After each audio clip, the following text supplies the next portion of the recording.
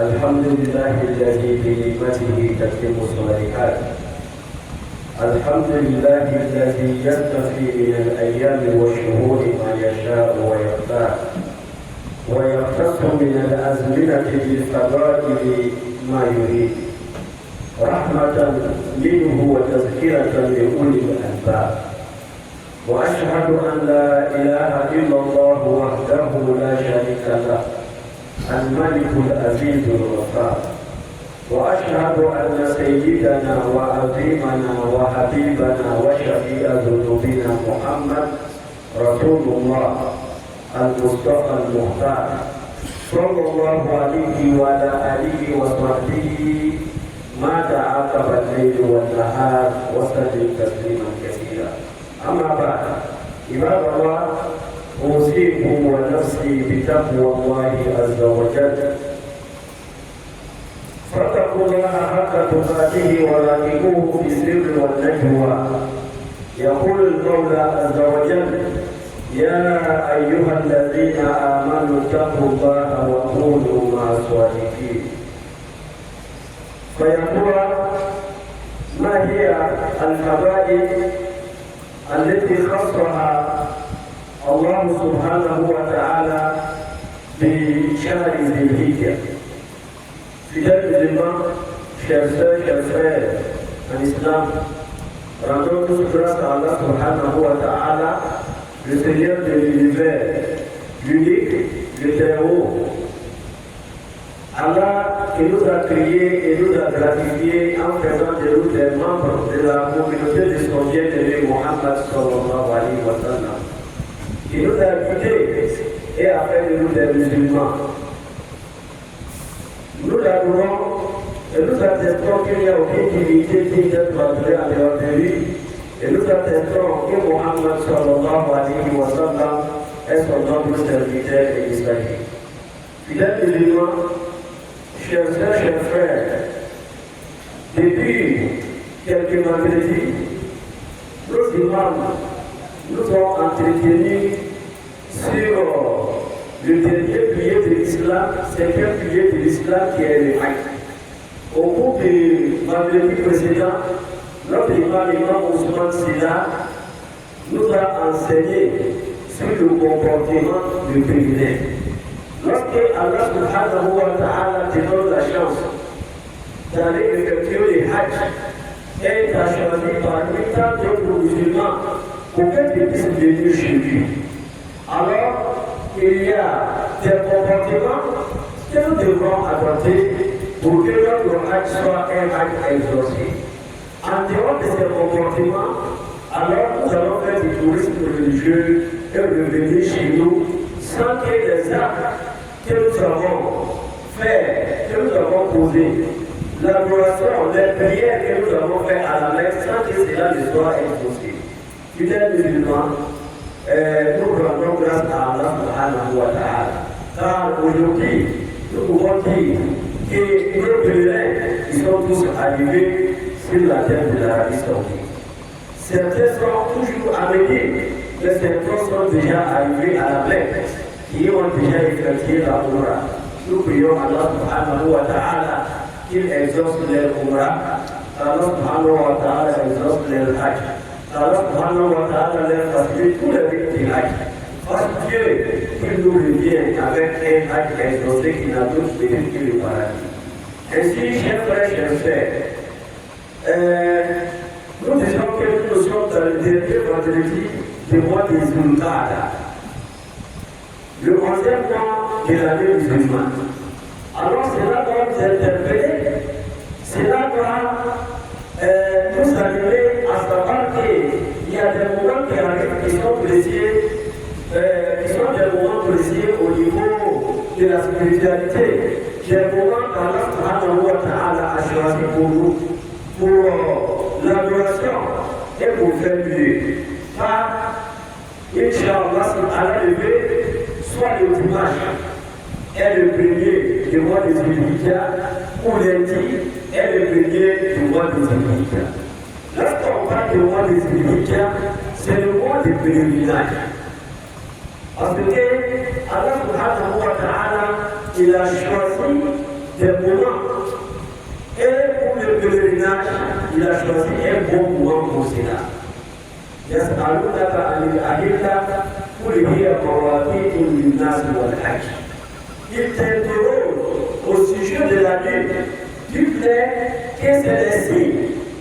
C'est les signes pour les gens, pour qu'ils puissent connaître les heures. Mais c'est les signes aussi pour déterminer le bon moment du Hajj. Alors c'est la période du Hajj, c'est le mois du Hajj qui va commencer bientôt. Alors pour cela, chers frères, chers frères, nous allons rappeler nos frères, nos sœurs, nos fidèles musulmans sur quels sont les mérites qu'Allah subhanahu wa ta'ala a donné aux 10 premiers jours du mois de Zulhijja. Et après cela, qu'est-ce que nous devrons faire, étant des fidèles musulmans, pour pouvoir profiter des mérites qu'Allah subhanahu wa ta'ala a choisi pour ces moments. Ces moments des autres que 10 jours. Et ces 10 jours, ça commence avec le premier du mois de Zulhijja et finit avec le jour de la Tabaski. Quand on finit la Tabaski, alhamdulillah, les 10 premiers jours sont finis. Alors, ces moments est très précieux. Pourquoi? Car Allah subhanahu wa ta'ala d'abord, lorsqu'il gît par quelque chose, ceci veut dire que cette chose est très importante auprès d'Allah subhanahu wa ta'ala. Et Allah a géré par ces 10 jours. Il a dit وَالْفَجْرِ وَلَيَالٍ عَشْرٍ. Layal al-Ashr, lorsque vous regardez les exigences du Coran, la majorité des savants disent que Layal al-Ashr est le 10 premiers jours du mois de Zulhijja. Alors, Ibn Hajar al-Asqalani, l'un des grands savants musulmans, a dit que Allah subhanahu wa ta'ala a privilégié ces 10 jours pour certaines choses. Parce que c'est le moment où l'adoration est cumulée. On va trouver que c'est un moment de prière, c'est un moment de sadaqa, c'est un moment aussi du jeûne, et en même temps, c'est le moment du Hajj. À cause de cela, Allah subhanahu wa ta'ala a privilégié ces 10 jours. Car ce que tu peux avoir dans ces 10 jours-là, tu ne peux pas avoir dans les autres jours. Ça, c'est le premier point. Deuxième point, Ibn Hajar al-Asqalani nous dit pourquoi Allah subhanahu wa ta'ala a privilégié ces 10 jours. Il dit parce que dans ces 10 jours, il y a des grands jours. Des grands jours qui commencent avec le 8e jour du mois de Zulhijja. 8e jour qu'on appelle le jour de Tarwiyah. Le jour de Tarwiyah, c'est le jour où les pèlerins se lèvent pour s'orienter vers Mina. Ça, c'est un grand jour. Car c'est le début du pèlerinage. Alors, les pèlerins en partant, ils prennent avec eux toutes les nécessités, tout ce qu'il faut en matière de nourriture, en matière d'eau. Alors, ils vont séjourner là-bas pendant 4 ou 5 jours. Car ils vont séjourner avant la fête de Tabaski. Et après la fête, certains vont faire 2 jours, certains vont faire 3 jours. Donc, Yom Tarwiyah, on le trouve dans ces 10 jours. Ça fait 2. 3. Pourquoi Allah subhanahu wa ta'ala a privilégié ces 10 jours? Parce que dans ces 10 jours, nous avons le Yom al-Arafah. Nous avons le jour de Arafah. Le jour de Arafah, c'est le 9e jour. Car le 9e jour est le meilleur jour de l'année. De la manière que nous disons, la nuit de Théâtre est le meilleur nuit de l'année, alors le jour de Arafat est le meilleur jour aussi de l'année. Nous avons le meilleur nuit. Alors, après le meilleur nuit, nous avons aussi le meilleur jour qui est le jour de Arafat. Alors, le jour de Arafat est tellement important que Allah Muhammad sallallahu alayhi wa sallam a résumé les Hajj au jour de Arafat. Il a dit Al-Hajj Arafat, Al-Hajj Arafat. Qui veut dire celui qui a pu avoir le Arafat, c'est-à-dire qu'il a fait le stationnement dans le lieu de Arafat, après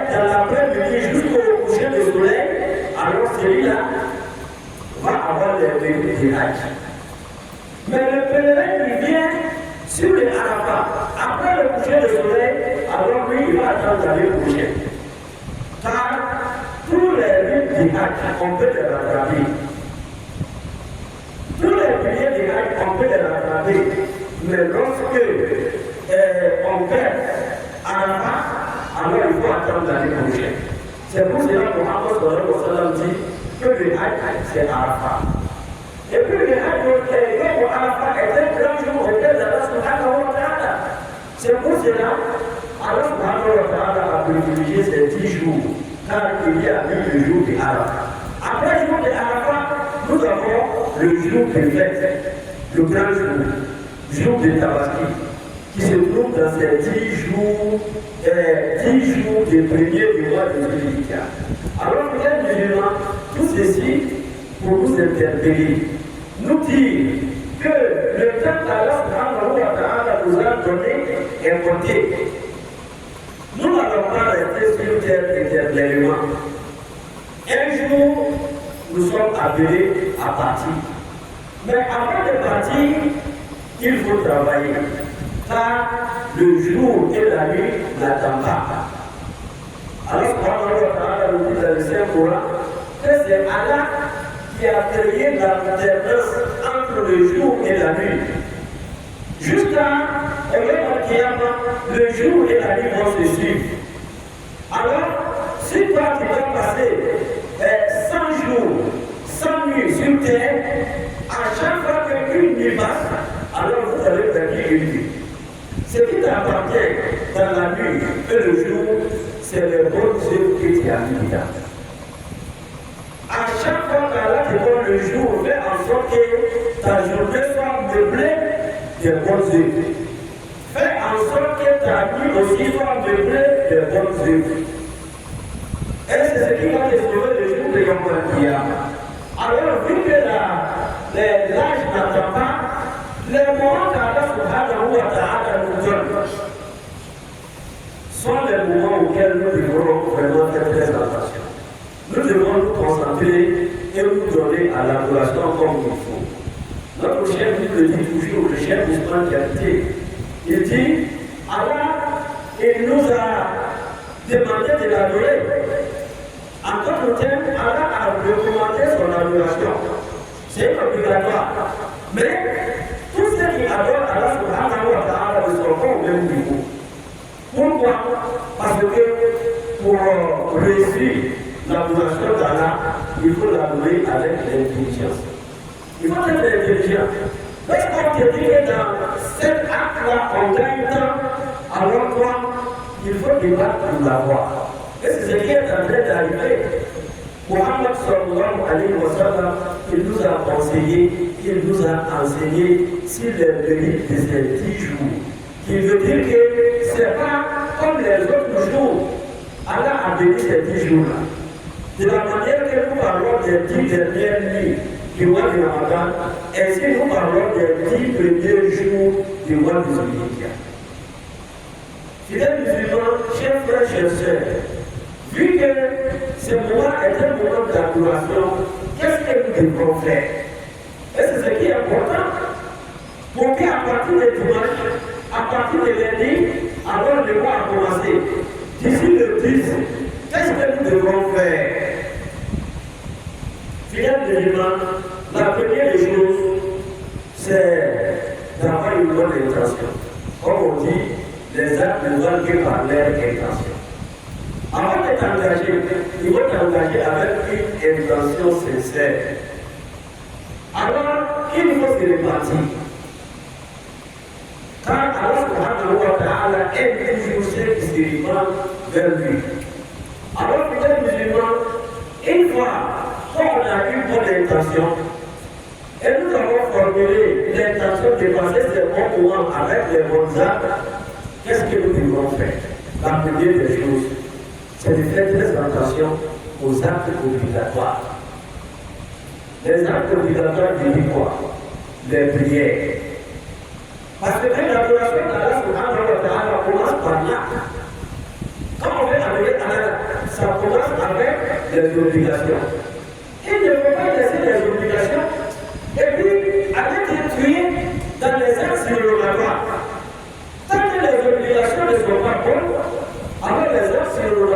début. Il faut commencer d'abord par les actes obligatoires. C'est ce que Allah subhanahu wa ta'ala a dit à Muhammad sallallahu alayhi wa sallam. Il dit, ma taqarraba ilayya abdi bi shay'in ahabbu ilayya mimma aftaratuhu alayhi. Il dit, mon serviteur ne va pas s'approcher de moi avec un acte qui serait apprécié auprès de moi au-delà des actes que j'ai rendus obligatoires. Qui veut dire, ça commence d'abord par les actes obligatoires. Les 10 derniers, les 10 premiers jours, alhamdulillah, les 7 prières, il faut les respecter dans la mosquée. Il faut faire calcul, il faut planifier cela parce que c'est ce qui appartient. Nous avons l'habitude de planifier pour notre vie de l'ici-bas. Mais quand il s'agit de l'au-delà, on oublie. On ne pense pas que l'au-delà est plus important que l'ici-bas. C'est vrai, ça travers la vie de l'ici-bas, on prépare l'au-delà. Mais lorsqu'on fait l'au-delà, notre vie de l'ici-bas n'a plus de sens. C'est comme si on n'était même pas venu dans cette dunya. Le temps qu'on a passé dans le dunya, on va se poser la question, est-ce que ce n'était pas un jour, ce n'était pas une nuit? Tellement nous avons trouvé ça très beau. Pour cela, il faut se donner à l'adoration. Et l'adoration commence par les obligations. Il ne faut pas être comme ceux qui ont donné, qui ont rendu les actes surrogatoires sacrés. Lui, ce qu'il aime, c'est de faire des zikrs. Faire des zikrs, c'est très bon. Mais cela ne doit pas être au détriment de ce qui est obligatoire.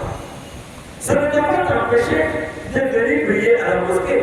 Ça ne doit pas t'empêcher de venir prier le vendredi dans la mosquée. Nous avons certaines personnes, ce qui est intéressant pour eux, c'est la sunna. Tellement ils se sont intéressés à la sunna, on les appelle sunna mort. Ils ont oublié l'obligatoire, mais ils se sont tellement donnés aux actes surrogatoires jusqu'à être ils sont devenus les hommes surrogatoires. Alors, ce qui est recommandé, chers frères et sœurs, ça commence d'abord par les obligations. Et l'obligation ici, c'est les prières. Il faut respecter les prières à l'air, avec la jama'a et dans les mosquées.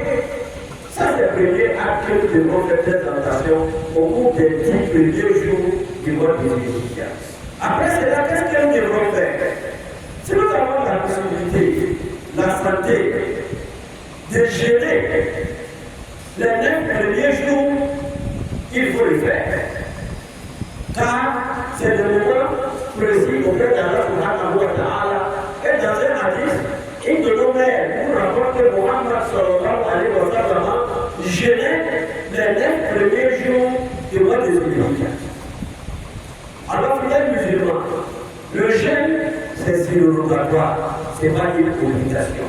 Alors, si tu sais que tu peux le faire, alhamdulillah, il faut gérer. En dehors de cela, qu'est-ce que nous devons faire? C'est les zikrs. Il faut faire beaucoup de takbir, beaucoup de tasbih.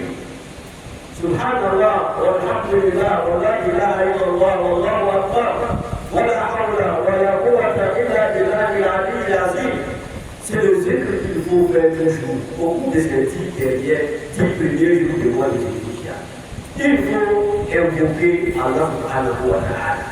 Il faut faire des zikr. Si tu ne peux pas faire al-tasbih, si tu ne peux pas faire subhanallah, si tu ne peux pas faire la ilaha illallah, c'est que tu peux faire, il faut le faire. Toi tu peux faire salat à la nabi, il faut faire salat à la nabi. Toi tu peux faire des istighfar, il faut faire astaghfirullah. En tout cas, c'est le bon moment. Lorsqu'on fait le zikr, Allah subhanahu wa ta'ala va multiplier nos bénis. C'est pour cela qu'il ne faut pas s'amuser avec ces 10 jours. C'est très important et c'est capital pour nous. Alors, celui qui peut lire le Coran, c'est la meilleure des zikr. Lorsqu'on parle de zikr, meilleur des zikr là, c'est le Coran. Car le Coran, c'est la parole d'Allah subhanahu wa ta'ala. Allah, il aime d'abord sa parole. Parce que vous récitez le Coran, alors Allah subhanahu wa ta'ala, il vous donne beaucoup de mérite. Pourquoi? Parce que vous êtes en train de réciter lui-même sa propre parole. Alors, fidèles musulmans, on peut lire le Coran, alhamdulillah. Alhamdulillah, il faut lire le Coran au cours de ces 10 premiers jours. On peut faire le zikr, il faut faire beaucoup de zikr au cours de ces 10 premiers jours. Après cela, qu'est-ce qu'il faut faire? Alors, il faut faire beaucoup de dons, beaucoup de sacrifices, comme on le dit chez nous. Beaucoup de sacrifices veut dire quoi? Alors, il faut être généreux. Il faut partager. De la manière dont on a été généreux au cours du mois de Ramadan, on a partagé. Alors ici, dans les 10 premiers jours aussi, il faut être généreux. Il faut partager. Il faut vraiment donner la joie aux pauvres, aux miskines, aux démunis, ceux qui n'ont rien à manger. Il faut leur donner du bois, qu'ils puissent vivre. Ça, on arrive à faire cela.